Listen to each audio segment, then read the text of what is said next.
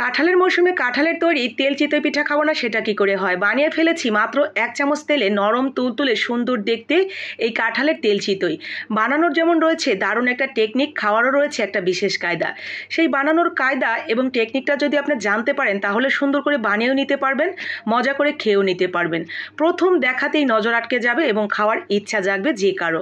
তো সুন্দর দেখতে এই কাঁঠালের তেল চিতই পিঠা বানানোর জন্য প্রথমেই আমাদের যেটা প্রয়োজন শুকনো চালের গুঁড়া বা ভেজা চালের গুঁড়া যেটা থাকবে সেটাই নিতে পারবেন। সিদ্ধ চালের গুঁড়া বা আতপ চালের গুঁড়া কোনো সমস্যা নেই। আমি এখানে আতপ চালের গুঁড়া নিয়েছি, শুকনো যেটা সেটা। শুকনো চালের গুঁড়াটা একটু গরম পানি দিয়ে ভিজিয়ে রাখলে খুব দ্রুত এই চালের গুঁড়াটা অ্যাক্টিভ হয়ে নরম হয়ে যায়। তো কুসুম গরমের থেকে একটু বেশি গরম পানি দিয়ে আমি এটা ভিজিয়ে রেখে দিলাম এক সাইডে। ভিজতে থাক, সুজিগুলো একটু ফুলে বড় বড় হয়ে যাবে আর নরম হবে। এরপরে যেটা না হলেই নয় সেটা হলো কাঁঠাল। আমার নিজের হাতে লাগানো গাছের গাছ পাকা কাঁঠাল, সেখান থেকে কয়েক রো আমি বের করে নেব। দানাটা বের করে সুন্দর করে ছাড়িয়ে নিয়েছি। আর এই কাঁঠালগুলো দেখতে যেমন চমৎকার, মাশাআল্লাহ খেতেও অনেক বেশি রসালো এবং সুস্বাদু। তো সেই সুস্বাদু গাছের কাঁঠালের রো আমি মিহি একটা পেস্ট তৈরি করে নিয়েছি। এরপরে ওই যে প্রথমেই আমরা চালের গুঁড়াটা রেখে দিয়েছিলাম না, সেটা কিন্তু ভিজে গেছে এবং নরমও হয়ে গেছে। হাত দিয়ে ভালো করে একটু মেখে ফেটিয়ে নিলাম। এরপরে দিয়ে দিব সেই কাঁঠালের যে পিউরিটা বের করলাম সেটা। তো কাঁঠালের পিউরিটা দিয়ে এখানে আমরা আবারও ভালো করে মিশিয়ে নেব।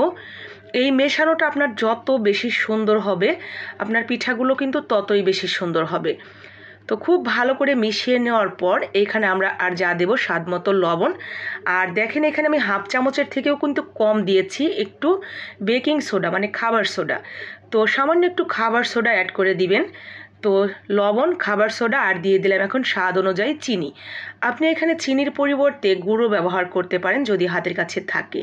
তো স্বাদ মতো চিনি দিয়ে ভালো করে মিশিয়ে নিলাম। খুব বেশি চিনি লাগে না এখানে, যেহেতু কাঁঠাল অনেক মিষ্টি।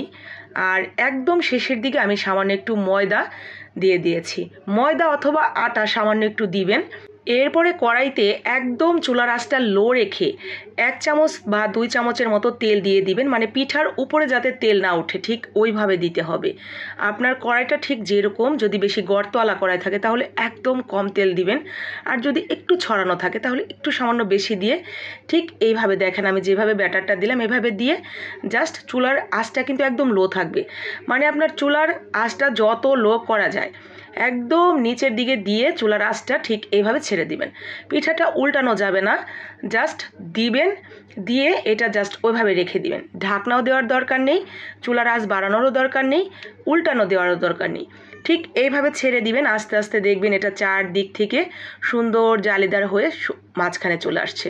তো ঠিক এরকম যখন হয়ে যাবে তখন ওই যে মাঝখানে সামান্য একটু তেল উপর দিকে দিয়ে জাস্ট তুলে নিলেই হবে।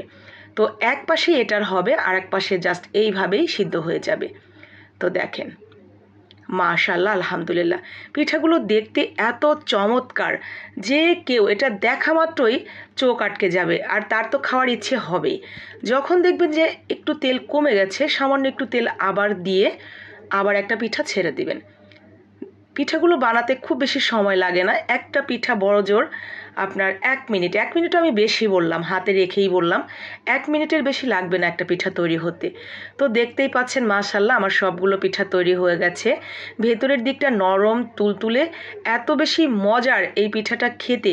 আপনি যদি এমনিতেও খান তবুও 4 থেকে 5টা পিঠা এক বসায় খেয়ে ফেলতে পারবেন।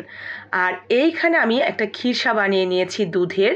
আপনি গুঁড়া দুধ ঘন করে গুলিয়েও নিতে পারেন অথবা গরুর দুধ জাল করে ঘন করে খিরসা বানিয়ে নিতে পারেন। তো সেই খিরসাটা দিয়ে এই পিঠাটা সার্ভ করবেন, এত বেশি মজার এটা খেতে। এক কামড় দেওয়ার সাথে সাথে আপনার মন কেড়ে নেবে এই পিঠাটা। আপনার মন যদি আমি কেড়ে নিতে পারি এই পিঠা বানিয়ে রেসিপির মাধ্যমে, তাহলে অবশ্যই কিন্তু লাইক কমেন্ট শেয়ার করে দিবেন বাকি আপু ভাইয়াদের মন পর্যন্ত পৌঁছানোর জন্য।